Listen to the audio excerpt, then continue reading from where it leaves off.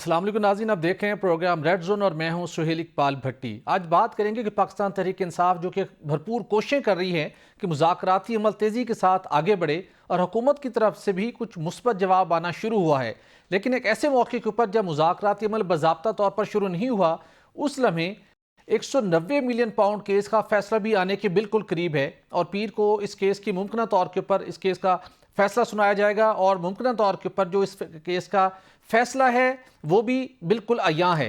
तो ऐसी सूरत हाल के दौरान जब एक बानी पीटीआई से पाकिस्तान तहरीक इंसाफ की सीनियर क़यादत की मुलाकात हुई तो बड़े बरहम हुए उनके ऊपर और काफ़ी नाराज़ भी हैं कि अब तक उनकी जमात के कायदीन कोई बड़ा ब्रेक थ्रू नहीं कर सके और मुज़ाकरात भी अभी तक बाज़ाब्ता तौर पर शुरू नहीं हुए। क्या वाकई Pakistan Tehreek Insaf 190 million pound case के फैसले से परेशान है, और अगर फैसला आ भी गया तो जो फैसले का मुमकिन तौर के ऊपर वाज़ेह तौर पर उसको फील किया जा सकता है, तो क्या ऐसे सिनेरियो में भी मुज़ाकराती अमल जारी रह पाएगा?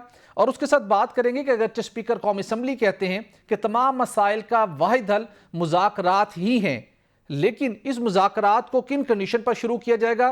कौन गारंटी करेगा कि जब मुज़ाकरात के दरमियान मामला तय पाए जाएं मुज़ाकरात के नतीजे में, तो कौन बानी पीटीआई को उन मुज़ाकरात के ऊपर अमल दरामद करवाने में कामयाब होगा?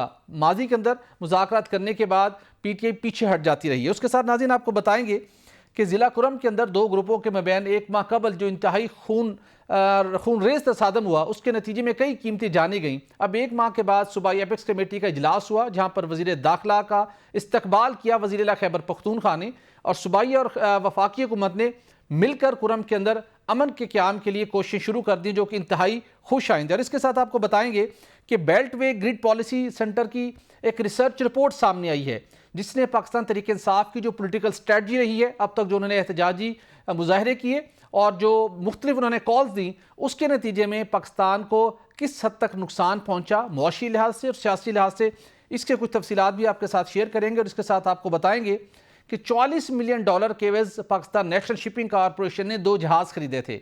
2 वैसल थे, बहरी जहाज़ थे जो कि तिजारती मकासद के लिए इस्तेमाल होने थे।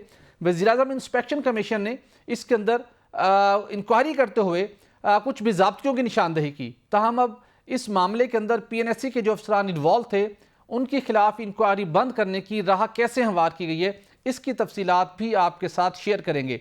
तो इन इशूज़ पर बात करने के लिए स्टूडियो में मेरे साथ होंगे सीनियर तज्ज़ियेकार ख्वाजा मतीन साहब, जबकि टेलीफोन लाइन पर हमें ज्वाइन कर रहे हैं पाकिस्तान तहरीक इंसाफ के सीनियर रहनुमा फैसल चौधरी साहब। चौधरी साहब, पाकिस्तान तहरीक इंसाफ जिसके लिए हर गुजरते दिन के साथ कानूनी और सियासी चैलेंजेस बढ़ रहे हैं, अगरचे के हम आपको क्रेडिट ज़रूर देंगे, आप हों या फाज चौधरी साहब हों, मुज़ाकराती अमल हो या पार्टी के लिए मुश्किलात बढ़ी हों, जिस वजूहात से उन मामलात को ट्रैक पर रखने के लिए आप दोनों रोज़ कुछ ना कुछ एक्स्ट्राऑर्डिनरी एफर्ट्स करते हुए दिखाई देते हैं।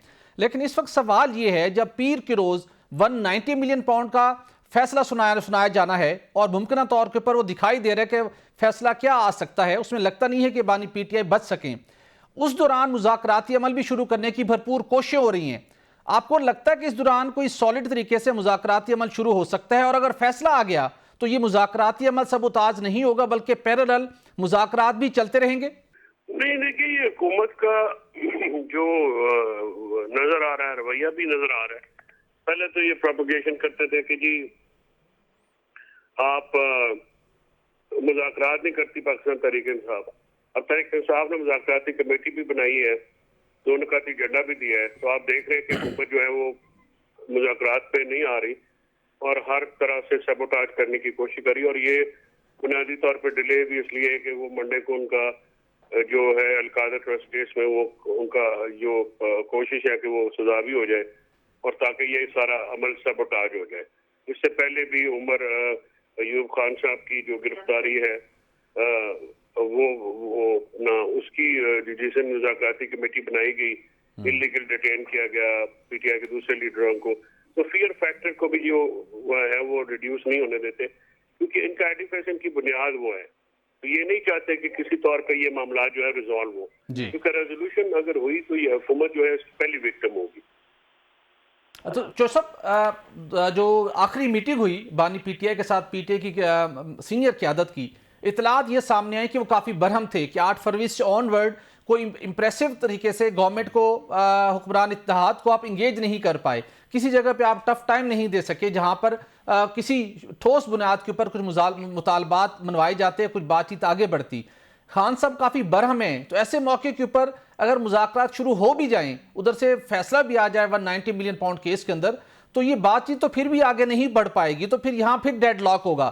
کیا صورتحال دکھائی دیتی ہے ایسے سینیریو میں آپ کو؟ دیکھیے 190 ملین پاؤنڈز پہ تو ہمیں کوئی خاص امید نہیں ہے. ہم نے بلکہ خان صاحب نے اور میں نے وہ جو پریس کانفرنس تھی اس کے نوٹس بھی تیار کر لیے پوسٹ کنوکشن. مطلب ہم نے اس میں جو ہے اس طرح سے جو انہوں نے مجھے یہ پورا ڈیٹیل دیا کہ یہ نوٹس ہوں گے اور یہ آپ دیکھیں جو ان کے معاملات ہیں.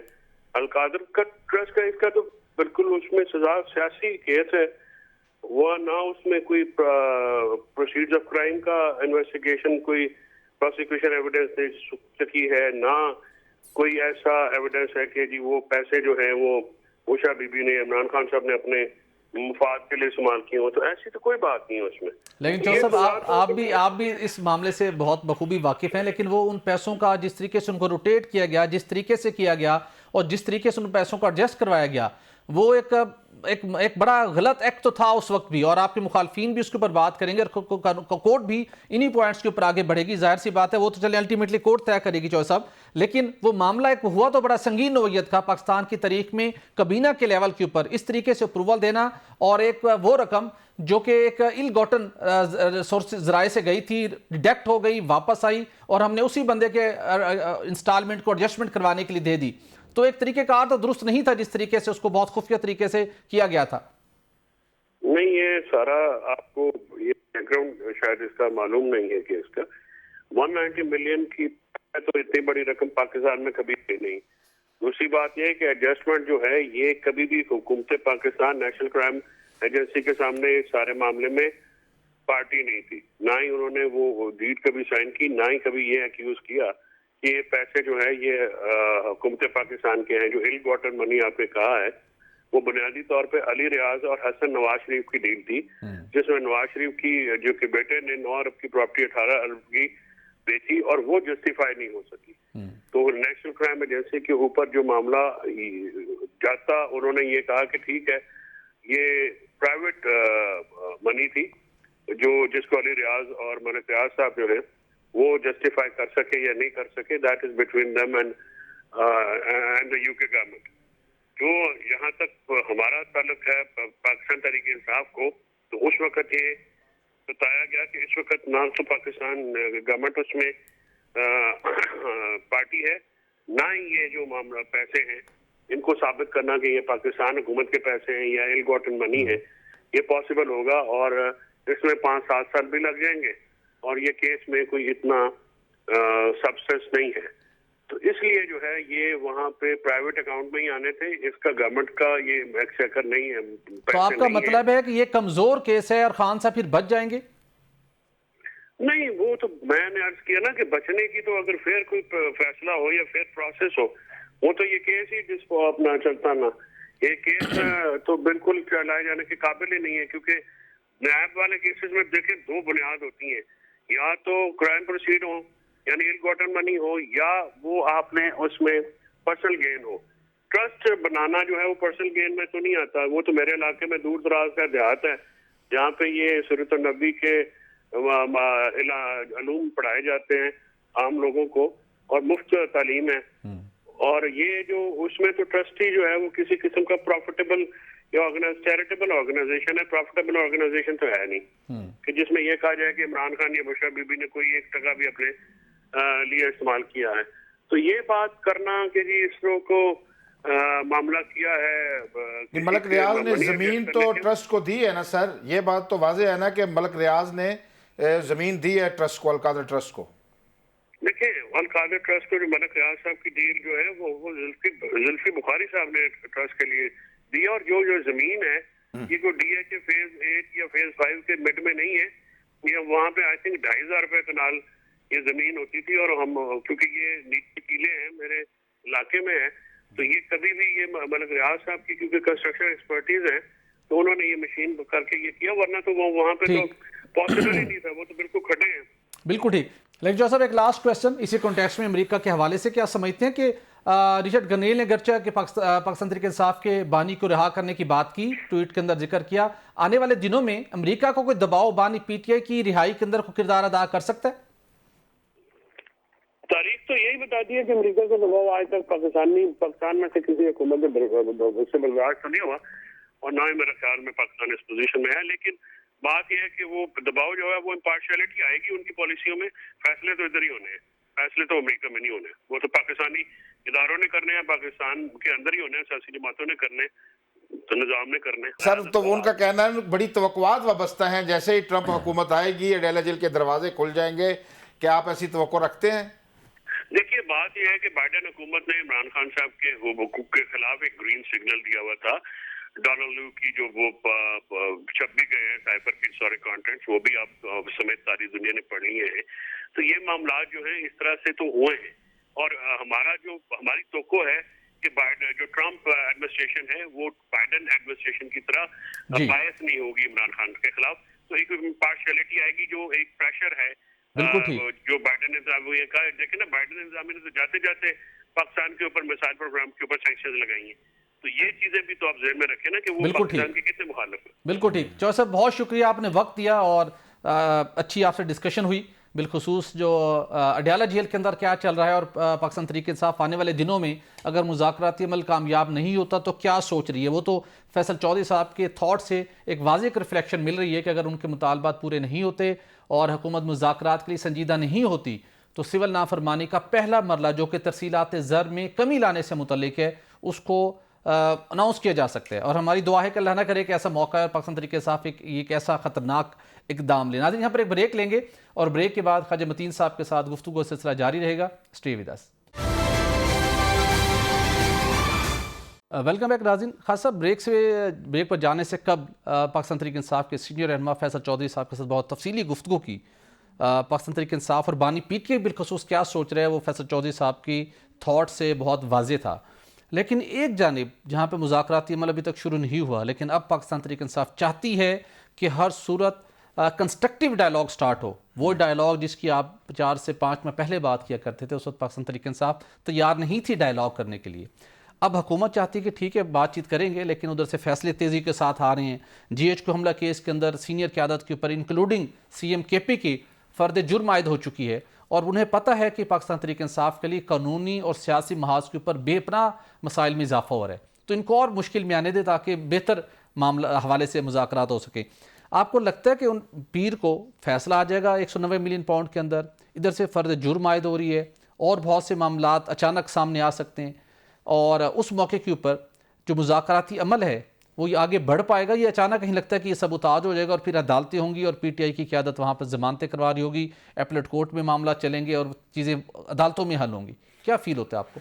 बट साहब, जब 26वीं आईनी तरमीम के हवाले से PTI के साथ एक मुज़ाकरात का एक दौर हुआ था जिसमें मौलाना फजल रहमान साहब भी शरीक हुए थे, उस वक्त आपको पता है जो PTI की क़यादत मुज़ाकरात में शरीक कार थी तो वो काफ़ी चीज़ें मान गई थी जी, और मसवदा भी अपना दे दिया था। फिर एक अडयाला जेल से उन तमाम मुज़ाकरात को वीटो कर दिया गया कि हम इसकी हमायत नहीं करेंगे। इसलिए हुकूमत ये खदशात रखने में हक बजानब है कि अभी हम इनके साथ जो मर्ज़ी तय कर लें तो फिर वीटो हो जाएगा। हुकूमत ये गारंटी मांगती है कि पहले हमें गारंटी करें जो बातें आप हमारे साथ तय करेंगे और वो जाके वहाँ वीटो नहीं होंगी, उस पर भी बानी PTI को मानना पड़ेगा। इसकी गारंटी नहीं दे पा रही PTI। और दूसरी जानब जिस नुक्ते की तरफ आपने इशारा किया बड़ा अहम है, एक तरफ मुज़ाकरात शुरू हो जाएं जी, और ये नज़र आता है 190 मिलियन पाउंड का जो केस है ओपन एंड शट केस है, ठीक है, उसमें तो सजा। चौधरी साहब थोड़ा सा उसको लाइट ले रहे थे वैसे इस केस को। नहीं, उनको लेना चाहिए, वो वकील हैं बानी PTI के, तो उनको तो ऐसे ही कहना चाहिए। साहब मैं आपको अपने नाज़रीन को बताता चलूँ, जब ये जिस दिन ये कैबिनेट में ये फैसला हुआ था तो हम नज़र रखते हैं कैबिनेट के अंदर वो मामला जो प्रेस रिलीज में नहीं होते, वहाँ पे कुछ और डिस्कशन भी होती है, कुछ और फैसले भी होते हैं। तो हम कोशिश करते हैं कि वो फैसले निकाल के अपने नाज़रीन तक पहुँचाएँ। तो खास साहब उस वक्त इस फैसले से मुतल्लिक कुछ डॉक्यूमेंट्स भी हाथ में लगे और ये पहली मरतबा इसको मैंने ब्रेक किया कि ये क्या हुआ है, किस कंडीशन पे हुआ है, क्या इसका बैकग्राउंड है। और उस दिन वाज़े तौर पर कहा था, हम कोशिश करेंगे कभी हमें वो क्लिप मिल सके हम नाज़रीन को बताएं कि जब खान साहब की गवर्नमेंट नहीं होगी, ज़ाहिर है आप गवर्नमेंट हुकूमत ख़त्म तो होनी होती है, और जिस दिन कोई केसेस बने تو یہ وہ کیس ہوگا جو سب سے سنگین نوعیت کا کیس ہوگا، چونکہ اس کے اندر ڈاکومنٹری ایویڈنس ہیں. یہ وائٹ کلر کرائم کا کیس تو ہے نہیں کہ کرپشن کا الزام ہے اور خان صاحب نے ثابت کرنا ہے کہ میں نے کرپشن نہیں کی اور نیب کے پاس ثبوت نہیں ہے. یہ وہ معاملات نہیں ہے. اس کے اندر اختیارات کا غلط استعمال، ایک وہ جس کی رقم غلط طریقے سے گئی باہر واپس آئی، قومی خزانے میں جانی تھی، اس کی قسط ادا کروا دی، اور جس خفیہ طریقے کے ساتھ پراسرار طریقے کے ساتھ اس کو کنڈکٹ کیا گیا، پھر زلفی بخاری صاحب کے ذریعے سے وہاں پر اراضی لے لی گئی، اس کے اوپر سٹرکچر بن گیا، پھر وہ بعد میں اس طرف آ گیا، ہیرے جواہر کے طوائف کی بات چیت چلتی رہی. تو یہ واضح تھا کہ اس میں سے آپ نہیں بچ پائیں گے. تو آپ کنٹینیو کیجئے گا. تو فیصل چودھری صاحب اس معاملے کو بہت لائٹ لے رہے تھے. ظاہری بات ہے انہوں نے اسی طرح کہنا کہ کوئی وہ تو کسی کیس کو ماننے کے لیے بھی تیار نہیں ہے، لیکن اس میں حقیقت کتنی ہے بٹی صاحب مجھے یہ بتائیں. یہ تسلیم کر رہے ہیں فیصل چودھری صاحب کہ زمین لی گئی ہے ٹرسٹ کے لیے. جی ملک ریاض جو ایک بزنس مین ہے وہ القادر ٹرسٹ کو کیوں زمین دے گا؟ اور دوسری یہ بات بھی تسلیم کر لی گئی کہ کیبنٹ میں یہ ڈسکس ہوا، پیسے تو ریاست پاکستان کے تھے اور وہ فیصلہ یہی تھا نا کہ ان کے جو پیسے غیر قانونی طور پر آئے ہیں ان کو ایڈجسٹ کر دیا گیا، بلکہ ایسا کہہ لیں کہ یہ ملک ریاض کو واپس کر دیے گئے. تو جب کسی کو پیسے آپ نے چوری شدہ پیسے واپس کر دیے تو اس میں تو حکومت اس وقت کی بلکہ کیبنٹ ساری چیزیں ملوث تھیں. اور اس کے عوض یہ بات بھی سامنے آ گئی القادر ٹرسٹ کو اراضی کی بات وہ بھی تسلیم کریں. چلو اس کا فیصلہ تو بڑی صاحب عدالت نے کرنا ہے، وہ ہمارا ایک تجزیہ ہے کہ ہمیں نظر آ رہا ہے کہ ایسا اوپن اینڈ شٹ کیس ہے، اس کا فیصلہ اس کی سزائیں ہونی. بالکل ٹھیک. جب سزائیں ہو رہی ہیں، جب فرد جرم عائد ہو رہی ہے بٹی صاحب، مذاکرات کے عمل آگے چلے گئے نہیں چل سکتے ہیں. یہ حکومت اسی لیے ٹھنڈی بیٹھی ہے، گڈی گڈے کا کھیل کھیلا جا رہا ہے. یہ خود ہی ناراض ہو کے چلے جائیں گے کہ ہم نے مذاکرات نہیں کرنے. ظاہری بات ہے ان کو پتا ہے مذاکرات کے لیے بٹی صاحب جو ایک سازگار ماحول ہے وہ اس وقت نہیں ہے. ایک طرف سزائیں ہو رہی ہوں گی، یہ بھی ہو سکتا ہے بٹی صاحب مثلا اب ہم منڈے کو تو فیصلہ یقینی نظر آتا ہے نا، لیکن یہ بھی ہو سکتا ہے کہ جج صاحب بیمار ہو جائیں، ان کی طبیعت 2-4 دن آگے پیچھے، لیکن یہ فیصلہ آخر ہونا ہی ہونا ہے. اور دوسری جو اہم بات بٹی صاحب میں آپ کو بتاؤں، یہ جو کہا جا رہا ہے کہ امریکہ سے آئے گی کال تو دروازے کھل جائیں گے جیل کے، ان کی گفتگو سے لگ تو یہی رہا ہے، توقع تو رکھتے ہیں وہ سمجھتے ہیں بائیڈن انتظامیہ.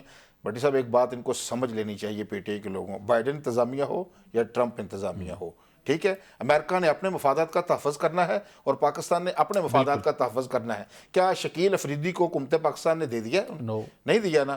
تو یہ ان کی توقعات ہیں، وہ یہ سمجھتے ہیں ہماری حکومت بائیڈن انتظامیہ نے گرائی.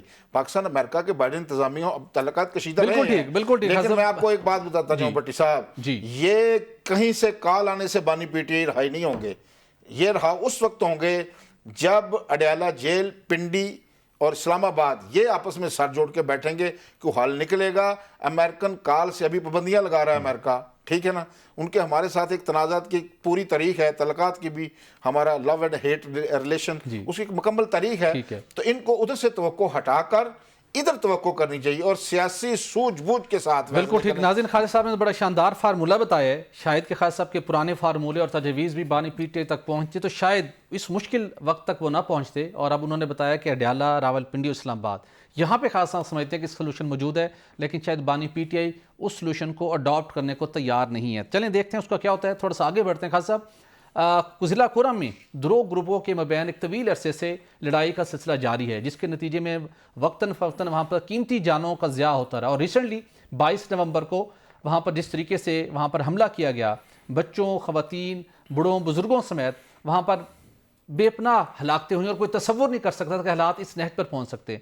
اسی لمحے خواجہ صاحب یہاں پر اسلام آباد کے اوپر چڑھائی کا سلسلہ جاری تھا اور پاکستان تحریک انصاف کی صوبائی حکومت کی جس کی وہاں ذمہ داری تھی، اس کی توجہ یہاں موجود تھی کہ بانی پی ٹی آئی کا ہم ٹارگٹ پورا کر لیں. لیکن وہ ٹارگٹ بھی پورا نہ ہوا، لیکن وہاں پر صورتحال اتنا ہائی کرٹیکل ہو گئی، ادویات ختم ہو گئی، علاج معالجے نہیں ہوئے اور ایک اطلاعات کے مطابق لوگ مجبوری کے اندر راستے بند تھے. کوئی اپنے پیاروں کا علاج کرانے کے لیے بارڈر کے اس پار چلا گیا.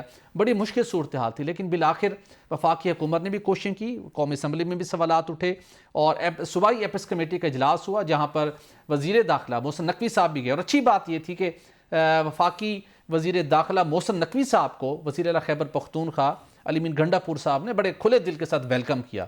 ایپس کمیٹی کا اجلاس ہوا جہاں پر پشاور کے کورٹ کمانڈر بھی موجود تھے اور فیصلہ ہوا کہ وہاں پہ ہم نے امن لانا ہے، پورے اس علاقے کو اسلحے سے پاک کرنا ہے. فروری تک کی ایک ڈیڈ لائن بھی ہے اور وہاں جو بنکر بنے ہوئے وہ ختم کرنے. اور پنجاب گورنمنٹ نے بھی اس حوالے سے اطلاعات آ رہی تھی کچھ جسر شو کی ادویات بھجوائی جائیں گی. خاص صاحب، معاملات تو ایسے حل ہوتے ہیں مل بیٹھ کے، اور صوبے کا معاملہ تھا، وفاقی حکومت نے بھی آگے بڑھی اور دکھ درد کو سمجھا. اگر یہاں پر بیٹھ کے آپ معاملات اس طریقے سے حل کر سکتے ہیں تو یہ ریفلیکشن وہ پاکستان تحریک انصاف جو اڈیالہ جیل میں نہیں بیٹھی یا کسی اور کیسز کا سامنا نہیں کر رہی لیکن قومی اسمبلی صوبائی اسمبلی میں موجود ہے، وہ تو پازیٹیو اور جیسچر شو کر رہی ہے. یہ جیسچر اگر یوں ہی شو کرتے رہیں تو معاملات کہیں نہ کہیں جا کے بن تو سکتے ہیں. جیسے اب کرم کے اندر بہتری آئے گی تو یہ جیسچر یہاں شروع ہوا تو قومی منظر نامے کے اوپر سیاسی بہتری بھی تو آ سکتی ہے. بٹی صاحب، جو ضلع کرم میں پچھلے 1 ماہ سے ہو رہا ہے یہ اتنا افسوسناک ہے. اگر آپ وہاں جا کر دیکھیں، جو ہم نے سٹوریز پڑھ رہے ہیں، جو ویڈیوز چیزیں ہم دیکھ رہے ہیں، تو وہ جو درد دل رکھنے والا انسان ہے اس کا کلیجہ پھٹ سکتا ہے. ہم یہی عرض کرتے رہے وزیر اعلیٰ خیبر پختونخوا سے کہ آپ کی ناک کے تلے وہاں ایک خونی کھیل جو ہے وہ جاری ہے، تو آپ اس پر توجہ کریں. شکر ہے خدا کا لاکھ لاکھ کہ مہینے بعد ہی صحیح صوبائی حکومت کی آنکھ تو کھلی کہ انہوں نے دیکھا کہ یہاں بھی کچھ لوگ بستے ہیں، یہاں لاشوں کے انبار لگے ہیں، وہاں لوگوں کے سر کٹے گئے. ایسی ایسی باتیں ہیں کہ وہ بتانے کے بھی لائق نہیں ہے. لوگ، خواتین، بچے بھی دیکھتے ہیں پروگرام. تو ان کو چاہیے کہ ان کو، آپ کو ایک صوبے کے وزیر اعلیٰ ہیں، چیف ایگزیکٹو، تسلیم کریں. آپ پر صرف یہ ذمہ داری عائد نہیں ہوتی کہ آپ نے صرف ایک جو شخص جیل میں بند ہے اس کی رہائی کے لیے بار بار آپ نے اسلام آباد پر چڑھائی کرنی ہے. آپ کے نیچے لوگ توقع کرتے ہیں کہ وہ آپ سے توقع رکھتے ہیں کہ ادھر جو آگ اور خون کا کھیل رچایا جا رہا ہے، معصوم لوگوں کو آئے روز مارا جا رہا ہے، ان پر بھی نظر کرم کریں. ڈیفینیٹلی بالکل میں سمجھتا ہوں کہ ہر چیز کا دیکھیں، ڈیموکریسی بٹی صاحب ایک کوئی تھیوری نہیں ہے، کوئی ایسا کوئی نظریہ نہیں ہے، یہ ایک رویے کا نام ہے. جی بالکل، یہ تھیوری نہیں ہے. جب تک آپ کا رویہ ڈیموکریٹ نہیں ہوگا، ڈیموکریسی میں سب سے بڑھ کر کیا ہے بٹی صاحب؟ سیاستدان ہیں، جو بڑے لوگ ہیں، یہ آپس میں جب بیٹھتے ہیں تو ڈائلاگ کرتے ہیں، گفتگو کرتے ہیں، اور گفتگو سے میں سمجھتا ہوں دنیا کے ہر مسئلے کا حل نکل سکتا ہے.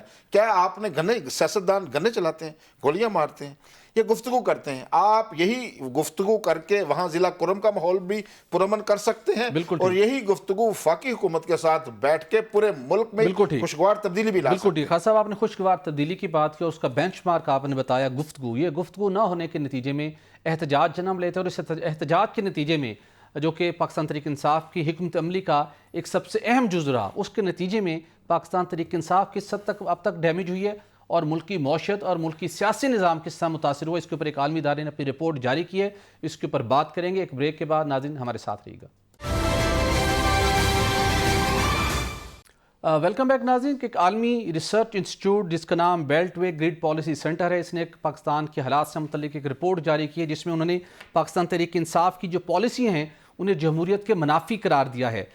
ڈاکٹر الیگزینڈر کارڈویل نے پاکستان تحریک انصاف کی مہم جوئی کو منفی قرار دیا، اور اس کے ساتھ بتایا گیا کہ جو احتجاجی پالیسی اڈاپٹ کی گئی اور جس کے نتیجے میں پاکستان کے اندر معاشی اور صحتی سرگرمیاں متاثر ہوئیں، اس کے نتیجے میں صرف ایک روز کے دوران پاکستان کو 190 ارب روپے کا نقصان پہنچتا رہا ہے. صرف یہی نہیں بلکہ ریٹیل، ہوٹلنگ اور لاجسٹک کے شعبوں میں جن کی آمدن کم ہوئی، وہ آمدن کم ہو کر 50% سے بھی کم رہ گئی. اس کے ساتھ ساتھ IMF کے معاہدوں پر عمل درآمد جو کرنا ہے وفاقی حکومت نے ان احتجاجی پالیسیوں کے نتیجے میں اس معاہدے کے اوپر عمل درآمد کرنا بھی بہت دشوار ہو چکا ہے. جو کہ جب کوئی احتجاجی مظاہرہ ہوتا ہے، جب حکومت لاک ڈاؤن کرتی ہے، جب عام کی معمول کی جو سرگرمیاں متاثر ہوتی ہے تو پورا معاشی پہیہ متاثر ہوتا ہے. اس کے نتیجے میں آپ کی ٹیکس کلیکشن متاثر ہوتی ہے، GST کی کلیکشن متاثر ہوتی ہے، اوورآل پورا آپ کا اکنامک سائیکل خراب ہوتا ہے، جس کے نتیجے میں اس رپورٹ نے ان معاملات کو پوائنٹ آؤٹ کیا. صرف یہی نہیں خان صاحب، اس کے اندر یہ بھی بتایا گیا ہے کہ جب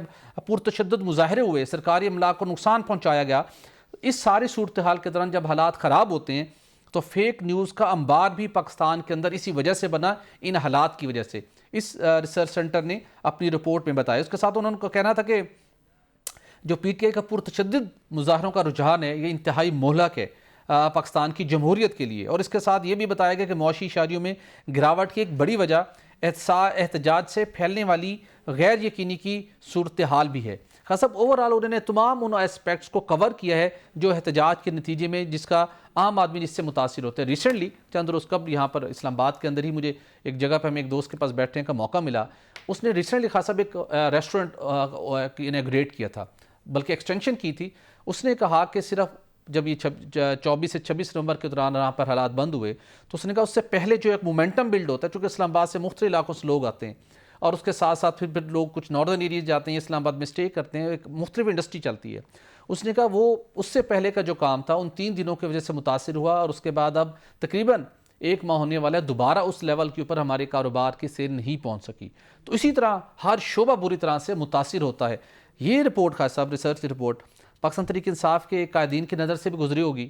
ان کو تھوڑا سا احساس ہوگا کہ ہمیں آنے والے دنوں میں یہ راستہ ترک کر کے پارلیمنٹ ہاؤس کے اندر اسپیکر قومی اسمبلی یا صادق صاحب کے ساتھ بیٹھ کر ہی اپنے معاملات کو نمٹانا چاہیے، کیونکہ احتجاج سے نہ پی ٹی آئی کو فائدہ ہوگا، نہ اس ملک کی جمہوریت کو، نہ اس ملک کی معیشت کو. بٹ صاحب یہ رپورٹ میں نے پڑھی ہے، یہ باتیں تو ہم عرصے دراز سے ہم بھی کر رہے ہیں کہ معاشی طور پر ملک کو کتنا نقصان پہنچتا ہے. 190 ارب روپے یومیہ نقصان پہنچتا ہے بٹی صاحب. جی اگر آپ احتجاج کرتے ہیں، پورا ملک بند کرتے ہیں، 190 ارب روپے، یعنی کہ یہ تو ہو گیا معاشی نقصان. جو رویوں میں انہوں نے بڑا ایک پوائنٹ لکھا ہے، جو رویوں میں تبدیلی آ رہی ہے. رویے کیا ہو رہے ہیں کہ نفرت انگیز رویے فروغ پا رہے ہیں. 2 افراد بھی، 2 پولیٹیکل نظریات رکھنے والے لوگ بھی آپس میں گفتگو، جو ان کی پہلے گفتگو ہوتی تھی، ڈیلاگ ہوتا تھا، دلیل دی جاتی تھی، اب گالم گلوچ کی جگہ لے لی. آپ سوشل میڈیا پر دیکھیں، آئے روز ماں بہن کی گالیاں چل رہی ہوتی ہیں، بلکہ فوش ترین، ہم اسی حدوں سے گزر گئے ہیں. ایسی پوسٹیں بنا کے لگائی جاتی ہیں جو شریف آدمی دیکھ بھی نہیں سکتا. کیا ہوا؟ آپ نفرت کی، آپ اختلاف رائے کرنا لوگوں کو سکھائیں. بٹی صاحب آپ ایک نقطہ نظر رکھتے ہیں تو مجھے آپ کے نقطہ نظر کا احترام کرتے ہوئے اپنی دلیل دینی ہے. یہ نہیں ہے پوری آپ کی شخصیت کو متون قرار دینا ہے. ایسی یہ پوسٹیں، اور کیا بات کی انہوں نے کہ فیک نیوز کی وجہ سے، جی بالکل ایسا سب سے بڑا جو ہتھیار ہے، اتنی جھوٹی خبریں لگائی جاتی ہیں. پچھلے دنوں کشمیر کے حوالے سے وزیر داخلہ کی ایک فیک پوسٹ اتنی چلائی گئی، آج بھی مجھ سے کچھ لوگ بات کر رہے تھے، میں نے کہا بھائی وہ جھوٹی ہے. اس کی تردید بھی کر دی وزارت داخلہ نے، لیکن وہ ابھی تک فیک نیوز گردش کر رہی ہے. تو ہمیں سب سے پہلے ان جھوٹی خبروں سے نجات حاصل کرنی ہے. آسان ہے، ٹیلی ویژن پر چلانے کے لیے یا کسی اخبار میں جھوٹی خبر لگانے کے لیے آپ کو مشقت کرنی پڑتی ہے. آپ جو مرضی جھوٹ لکھ دیں چلا جائے گا. اس کی وضاحت کرتے کرتے بٹی صاحب فالوورز ملتے ہیں، اس کے بعد جو اکاؤنٹ مونیٹائز ہیں وہاں پہ ڈالرز ملتے ہیں. کوئی بھی اس طرف دیکھنے کو تیار نہیں ہے تو کم اپنے ملک کی مفاد کے ساتھ میں کیا کر رہا ہوں، تو کم لوگوں کے اعتماد کے ساتھ کیا کر رہا ہوں. یہ انٹرنیشنل کریڈیبل ادارہ ہے جس نے یہ رپورٹ دی ہے، بیلٹ وے گرڈ پالیسی سینٹر ہے. ہم تو یہ عرصے سے کہہ رہے ہیں کہ نفرت انگیزی سے باز آ جائیں. ٹھیک ہے، اختلاف کرنا آپ کا رائٹ ہے، مختلف مذاہب کے بھی لوگ ایک دوسرے سے اختلاف رائے رکھتے ہیں تو وہ کرتے ہیں، لیکن اس کا طریقہ یہ ہے کہ آپ گالم گلوچ سے کریں گے، ایک دوسرے کی آپ وہ تذلیل کریں گے، تحقیر کریں گے. اختلاف میں اور تحقیر میں، اس میں یار کو تھوڑا سا فرق کریں آپ، اور یہ دیکھیں کہ میرے ملک کو کوئی نقصان تو نہیں پہنچ رہا. بالکل. کیا بم لاگ کیا ہوا 26 نومبر کو؟ کیا وہاں ریاست کے لوگ شہید نہیں ہوئے؟ بٹ سے کیا رینجر کے لوگ نہیں شہید ہوئے؟ وہ بھی اس ملک کے فرزند ہیں، اور جو مظاہرین جو مارے گئے وہ بھی اس ملک کے فرزند ہیں. تو ہمیں یہ دیکھنا ہے نفرت انگیز رویوں میں پی ٹی آئی بھی سوچے اور دوسرے جو طبقات ہیں ان کو بھی سوچنا چاہیے. تمام صاحب آپ نے سوچنے کی بات کی، لیکن سوچا تو امریکہ کے اندر جو اب نئی قیادت آ رہی ہے اس نے بھی سوچا. ماضی کے اندر جو ڈونلڈ ٹرمپ کا لب و لہجہ انداز تھا، انہوں نے بھی اپنا انداز اور سوچ بدلنے کا فیصلہ کیا اور کافی وہاں تبدیلی ہے. تو ہم توقع کرتے ہیں جب اس رپورٹ کے اندر پاکستان کے حالات کو امریکہ کے حالات کے ساتھ کمپیئر کیا گیا تھا، اب اگر حالات وہاں بہتر ہو رہے ہیں تو شاید پاکستان تحریک انصاف کی قیادت اور ان کے چاہنے والے بھی شاید اپنے لب و لہجوں کو جمہوری رویوں کے مطابق ڈھالنے میں کامیاب ہو. اگلی سٹوری کی جانب بڑھتے ہیں. خاص صاحب، امریکہ نے حسب روایت ماضی کی طرح ایک مرتبہ پھر پاکستان کے اوپر، پاکستان کی 4 کمپنیوں کے اوپر، جس میں نیشنل ڈیولپمنٹ جو کمپلیکس ہے اور اس کے ساتھ کچھ اور کمپنیز ہیں، ان کے اوپر پابندی عائد کی ہے. وجہ کیا بتائے گی کہ پاکستان لانگ رینج کا میزائل تیار کر رہا ہے جس کی رینج میں امریکہ بھی آ سکتا ہے. خاصا ماضی کے اندر بھی ایسی پابندیاں عائد کی گئیں، لیکن یہ ایک متعصبانہ اور ایک دوہرا معیار ہے. خاصا پاکستان نے ہمیشہ ذمہ داری کا مظاہرہ کیا اور واضح طور پر کہا، ترجمان دفتر خارجہ نے اس کی وضاحت کی کہ پاکستان کا اسٹریٹجک پروگرام ملک کی استحکام اور سلامتی کا ضامن ہے، اور یہ ایک قومی اور ناگزیر پروگرام ہے جسے 24 کروڑ عوام کی تائید حاصل ہے. تو یہ کسی صورت نہیں ہو سکتا کہ آپ ایسے پاکستان کے اندرونی معاملات میں دخل اندازی کریں اور کہیں کہ اس کو آپ بند کر دیں اور پابندیاں لگا کے آپ راستہ روکنے کی کوشش کریں. اس کا جواب جس طریقے سے دیا ہے دفتر خارجہ نے تو وہ تو بہت واضح طور پہ تھا، جس کو ہم عملی طور پہ کہہ سکتے ہیں ایبسلوٹلی ناٹ کہا اس معاملے کے اندر امریکہ کو. لیکن خاص طور دوسری جانب جو دوہری پالیسیاں ہیں امریکہ کی، ایک جانب پاکستان خطے کے اندر، جنوبی ایشیا کے اندر پائیدار امن چاہتا ہے، اس استحکام کے لیے اپنے اسٹریٹجک پروگرام کو رن کرتا ہے، اپنی خود مختاری کے دفاع کرنے کے لیے یہ پروگرام پاکستان اپنا رن کرتا ہے. لیکن اس وقت امریکہ خاموش ہوتا ہے جب بھارت 10,000 کلومیٹر سے زائد رینج کے بلسٹک میزائل تیار کرتا ہے، وہاں نہیں رکا جاتا۔ تو جب پاکستان جو ہمیشہ جس نے ذمہ داری کا مظاہرہ کیا ہے اور اپنے دفاع، اپنی خود مختاری کا دفاع کو یقینی بنانے کے لیے ایسے اقدامات کیے ہیں، تو وہاں پر کہا جاتا ہے کہ نہیں، آپ یہ بلسٹک میزائل مت بنائیں، ہم آپ کی رینج میں آ جائیں گے۔ تو یہ اپروچ ان کو تبدیل کرنے کی ضرورت ہے۔ اور اگر آپ ایسی ماضی کے اندر بھی پابندیاں عائد کرنے کی کوشش کی، ہمیں یاد ہے 1998 کے اندر بھی جب روکا گیا کہ خبردار آپ نے ایٹمی دھماکے کیے تو یہ ہوگا وہ ہوگا، سب کچھ بند کر دی، لیکن پاکستان نے اپنی خود مختاری، اپنے دفاع پر کمپرومائز نہیں کیا تھا۔ اب بھی اسی عزم کا اظہار کیا گیا ہے کہ ہم یہ مداخلت قبول نہیں کریں گے، لیکن امریکہ کو بھی تو پاکستان نے ہر خاصا مشکل وقت میں دہشت گردی کی جنگ کے اندر جتنا سپورٹ کیا ہے، جتنی پاکستان نے بھی اپنا قربانی دی ہے، تو ان کو بھی تو پھر جنوبی ایشیا کے اندر پائیدار امن اور امن کے استحکام کو یقینی بنانے کے لیے پاکستان کی کوششوں کو سپورٹ کرنا چاہیے۔ اچھا، سپورٹ کیا کرنا، انہوں نے ہمیشہ ہی وہ پاکستان پہ پابندیاں، پہلے 14 کمپنیوں پر پابندی لگائی تھی، ابھی 4 کمپنیوں پر لگا دی ہے۔ لیکن میں نے انٹرنیشنل میڈیا رپورٹ پڑھ رہا تھا اس کے حوالے سے، یہ جو الزام لگایا گیا اتنا مزے کا خیز ہے بٹی صاحب، کہ یہ جو پاکستان اس ایسی میزائل تیار کر رہی ہیں جس میں امریکہ بھی ہماری رینج میں آ گیا ہے، یہ ایک کسی لطیفے سے کام نہیں ہے۔ پہلی بات تو یہ، دوسری بات یہ ہے بٹی صاحب، ہمارا تنازعات ہیں، جو ہمارا پڑوسی ملک ہے، جو ہمارا ازلی دشمن ہے بھارت کے ساتھ ہے، ایک طرف وہ ایک ایسی ٹیکنالوجی حاصل کرے اور پاکستان اس سے محروم رہ جائے، یہ ممکن نہیں ہے۔ یہ نہ کبھی ماضی میں ہوا، جب بھارت نے ایٹمی دھماکے کیے تو پاکستان نے پہل نہیں کی، اس کے جواب میں پھر پاکستان نے ایٹمی دھماکے کیے۔ اب بھارت جب 10,000 جو آپ کہہ رہے ہیں رینج کے میزائل بنا رہا ہے، تو پاکستان کو بھی یہ پورا حق حاصل ہے، ڈیفینیٹلی جو انٹرنیشنل سٹینڈرڈز ہیں یونائٹڈ نیشن کے، اس کے مطابق پاکستان کو پورا اپنے دفاع کا حق حاصل ہے، وہ اپنی تیاری پوری رکھے۔ تو آپ کو صرف پاکستان نظر آتا ہے، کیا بھارت ہی نظر نہیں آتا کہ آپ اس کو اس علاقے کا تھانے دار بنانا چاہتے ہیں؟ سوال ہی پیدا نہیں ہو سکتا بٹی صاحب۔ اس جو ہمارے ملک اس وقت جن کے ہاتھوں میں کمان ہے، وہ آپ تصور بھی نہیں کر سکتے کہ ان کو بھارت کے اوپر بھارت کو ہمارے اوپر مسلط کر دیا جائے۔